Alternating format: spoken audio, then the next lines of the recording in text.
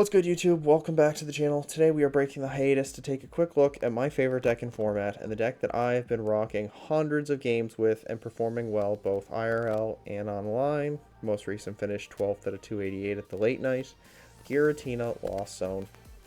So why do I enjoy this deck? I feel like it has answers to pretty much everything. Rapid Strike Urshifu Intel can be dicey, but there are ways to get around it. And I feel like the strength of Giratina really separates it from other Lost Zone variants. So Iono was a new card in the set that really just kind of messed with some Lost Box. It's not the killer, but it does mess with it. It requires more resources on board. So today we're going to take a look at the 58 skeleton that I'm very comfortable with and leave room open for 2 spots. We're going to talk about some cards that you can include.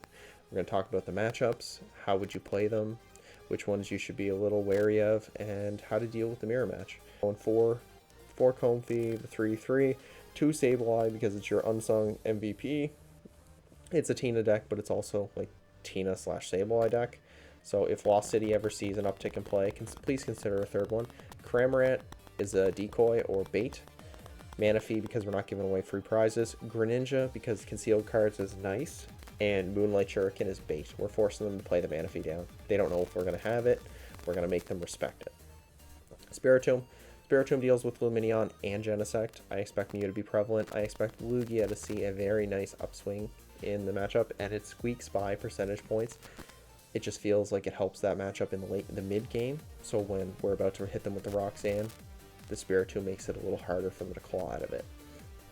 4 Colress, 2 Roxanne. We just mentioned how important Roxanne is in the mid game.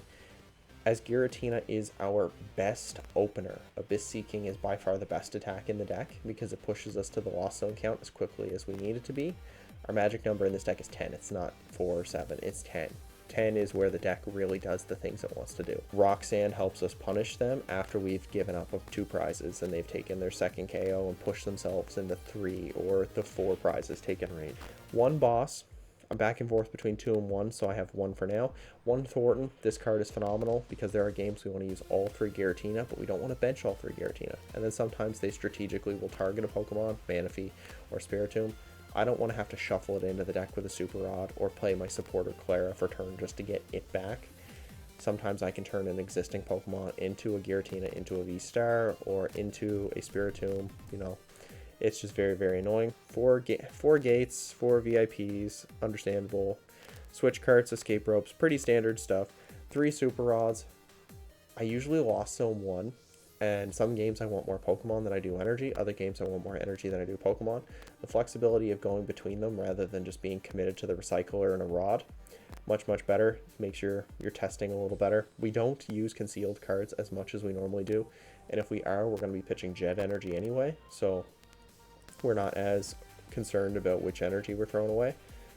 2 Nest Ball, haven't been punished. 1 Heavy Ball, don't you dare cut this card. I've been punished enough, and I'm telling you now from first-hand experience, do not cut that card. 1 Ultra Ball, it helps toss out VIP passes or dead cards in the mid-game. You ever get Roxanne or Iono'd into a double VIP? It's disgusting. When those cards don't show up in the early stages, and then you see them late game and have no way to toss them, please, like, it's awful. I would even recommend putting in a second Ultra Ball, but I haven't figured out if I want to dedicate the full slot to it or not. 2 Path, it just kind of coincides with our Roxanne plays. Just kind of makes it a little harder. Spiritomb, Roxanne, Path. Very tough out. Path plus Roxanne's a lie. Path plus Roxanne plus Tomb. That's a game-winning strategy right there. 3 Jet, back and forth between 3 and 4. 2 doesn't feel like it's enough because they're also switch cards, and they're concealed cards, and they're retreat. So it's 3 in 1 use, and it can be used for Lost Impact and not worry about it because once it's on the board, its main uses have been done. We're not getting it back. So it's a very easy choice for Lost Impact. 4 Psychic, again, it's a Tina Sableye deck, so you want to have the most of that. 3 Grass, because playing 2, you're going to prize them both. It just happens more times than not, so don't go below 3. 2 Water Energy, just so they have to respect Moonlight Shuriken, but again, it's bait. It's only there for bait. We can pull it off in rare instances, but most times we do not. Again, you can use one of the tech slots to bump it back up, but I feel like 14 energy in this deck is a little much. So if you want Moonlight Shuriken and Manaphy is no longer prevalent, please by all means throw the third one in there. But Manaphy is everywhere, so I'm not wasting the resources when everybody plays Super Rod. And of course the 2 spots. So I've mentioned a second boss, I've mentioned another Ultra Ball, could be another Nest Ball, it could be a Drapion, it could be a Temple of Sinnoh. All of these cards have strategic uses. The other one that I consider is Tropius, the Revenge Attacker, Rally Back, does 30 plus 90 more if one of your Pokemon were knocked out. That one deals specifically with Lugia. Lugia I feel like is on the way back up, so you might want it for that. But again, we're keeping those spots open to fit your playstyle. So now we're going to jump right into the key decks. So I'm going to talk about a handful of decks and how to pilot those matchups. Believe it or not, this deck doesn't mind going first, and it hell doesn't mind going second, because we want to use Abyss Seeking as much as we can. So the first one I'm going to chat about, Gardevoir. So this one, we want to go first. We want to deny them the chance to evolve first. That's the big reason. So when we go first, we're going to try to overextend, and we're going to try to get as many Comfeys on the board and as many flower selectings as we can.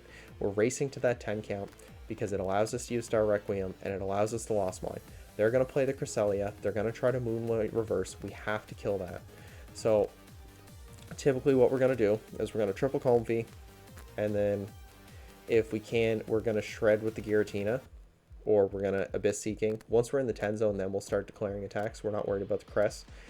If you want to force it off the board early and make them burn a stadium so our paths are more likely to stick, you can hit them with the Cram, but keep in mind it gets harder and harder when they start slapping you with Ionos.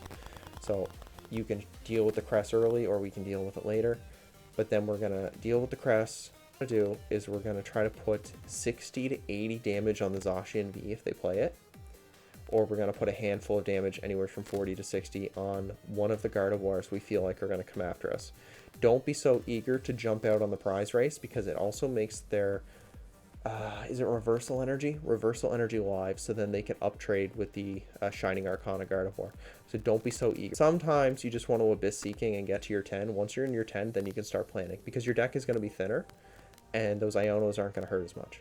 But if you race out to try to take KOs, they can easily trade it back with you with the Shining Arcana. So don't do that, okay? And the Roxanne paths are going to be good. So if we can bait out their stadiums, or we can force them to try to go on the offensive a little earlier rather than thinning out their deck, those Roxannes will help. Going second, again, we are just going to try to Colress, double Flowers, and Abyss Seeking, and that gives us 6. Next turn, then we're going to apply some shenanigans and see if we can pick off some Curlias.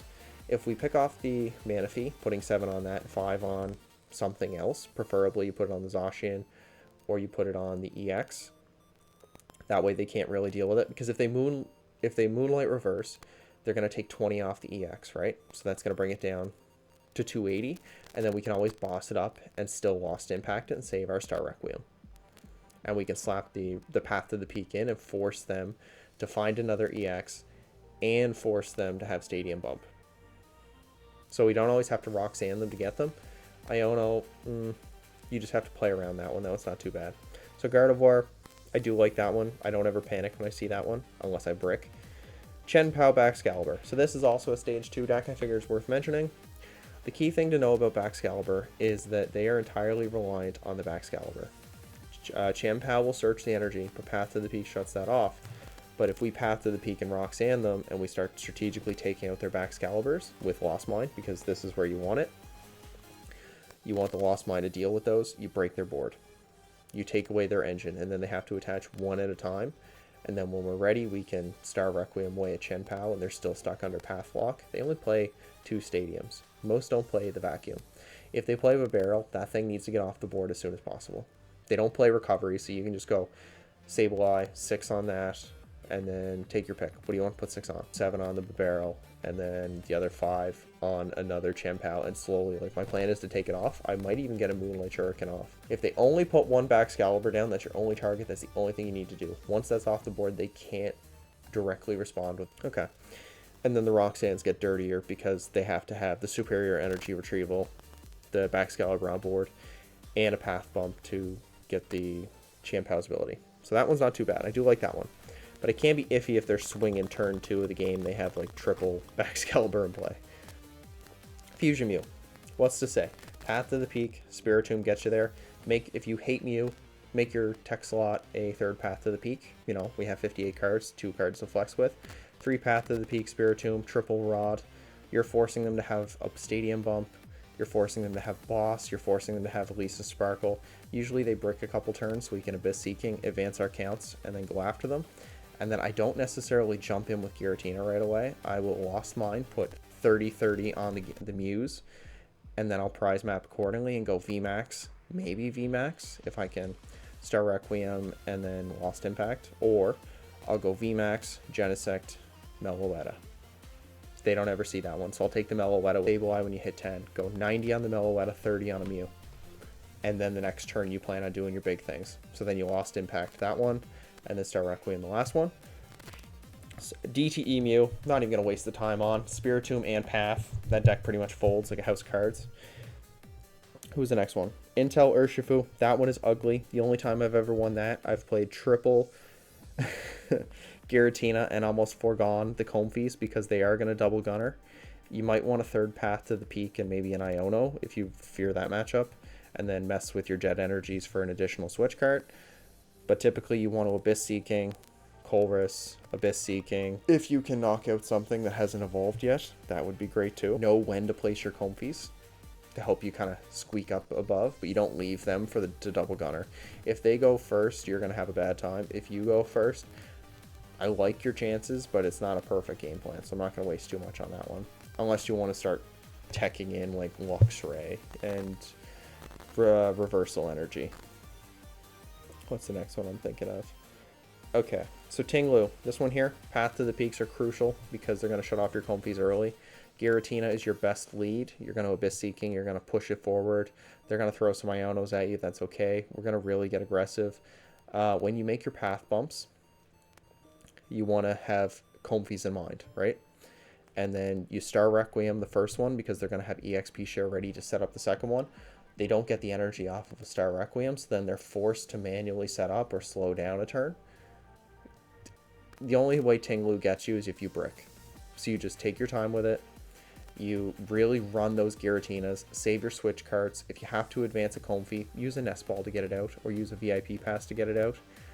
And don't ever fret. Just know when it's coming. You're going to. And then if you have to use Sableye to bring those nasty 290s into 280 range, put 40 on one of the Tingloos, 40 on another, and 40 on a Squawkabilly or something. Sableye game. Make them deal with the Sableye. Your Giratinas can come in with the Thornton play out of nowheres and, you know, again, Lost Impact, Star Requiem, GG's.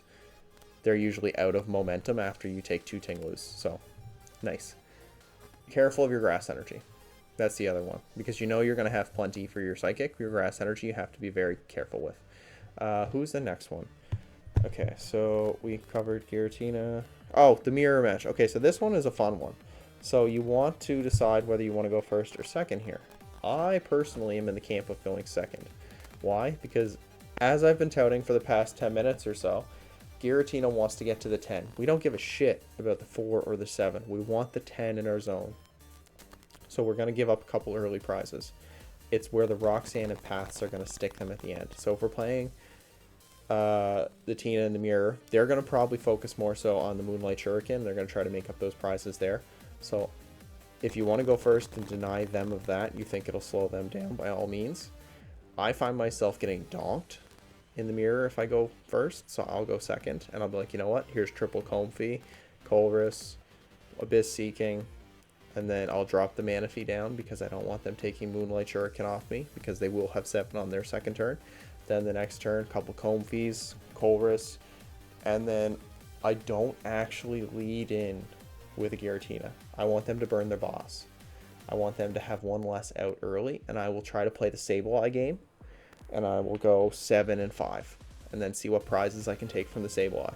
Force them to knock out the Sableye. Once they knock out the Sableye, I'm going to Roxanne, promote the Giratina, and then I'm going to start swinging. Those Roxannes are going to win me the game. Never fret. Don't worry. If you don't bench the Manaphy, you've basically lost the game. So just bench your Manaphy, Hisuian Heavy Ball your Manaphy, and Roxanne Path them late, because they will go on the offensive early and they haven't thinned their deck accordingly, and you can punish that. Whereas you made sure the cards in your deck in the end game are the cards you want to see. Got it? Cool. Giratina is a fun back and forth mirror, knowing when to whip out the 2 prizers and when to make it a battle of the Lost Mine. something you'll learn with practice. So Single Strike Lugia. Single Strike Lugia. This one is normally a horrific matchup. If they're very competent players, you are kind of screwed. So you kind of want to see if you can have a path early. So maybe bump up to 3 paths. Path early, Spiritomb on the bench, and then try to get as many Comfeys in early. If you go second, path, Spiritomb, Comfeys, and we're going to accept that they're going to take the first 2 KOs. Where I hope they make the mistake, and many players do blunder, is they attach a double turbo to Lugia. If they do, we're going to use that Giratina one more time to Abyss Seeking. If they don't, and they take the knockout, don't fret. We're going to use Lost Impact to take care of that first Lugia. Okay? Then they're going to come in with the Tyranitar, and they're going to respond. You need to make sure that you have set your deck up to respond. That Tyranitar is coming in with the Single Strike energy, and it is coming in with the Gift energy. This is where you need the Star Requiem, the Path, and the Spiritomb on board. Path, Roxanne, Tomb, then Star Requiem. You put them on a 2-card hand with no fish out, with no stadium preferably, and now they have to get through your beefy 280, and they might already have a Lumineon or second Lugia on board, and then it's just a matter of getting to your boss or punching your way through because they've bricked. If you're afraid of the matchup and that doesn't feel like a strong enough game plan, put a second boss. Lugia I expect to be on the upswing. It's actually the one I plan on picking up and grinding games out with for the next couple weeks. So Lugia is one I expect to do well the next little bit because it's just a strong deck once it's through the early stages of the game. And who is the last one? Well, the Lost Box. Your key thing with this, it doesn't matter how you get there. Thin accordingly. We're following our similar game plan. Get to 10 count. They are going to try to get there before you. Where you're going to try to win the game back is try to avoid putting yourself in checkmate. So keep an eye on your switch carts. Don't loss on any of those. Keep those. We're going to play the Sableye game. And then because they don't usually play hand disruption, we're going to try to stick at them with Roxanne in the late game. So we'll have a couple Sableyes on board. You can make one of your tech spots if you're afraid of this matchup, another switch cart, or an Iono as well. Or, you know, third path. But we don't want them to have a way. And then it's very tempting if they only have one Sableye on board. You pepper the 8 with the Lost Mine, and then you put 4 in a Comfey. If they do not have a Sableye on board and you can Roxanne them, don't even worry about what's in the active. Just pick off those Comfeys because they might draw into a switch out and they're going to try to dig out of that hand with the Comfeys and the Greninja. So those will be. And then if you can keep them bricked up, they're not getting out of it. So if you enjoyed this type of content, please let me know down below. What do you think? Was there any other suggestions you have for playing the matchup? And what would you like to see next? So until next time, guys, take care.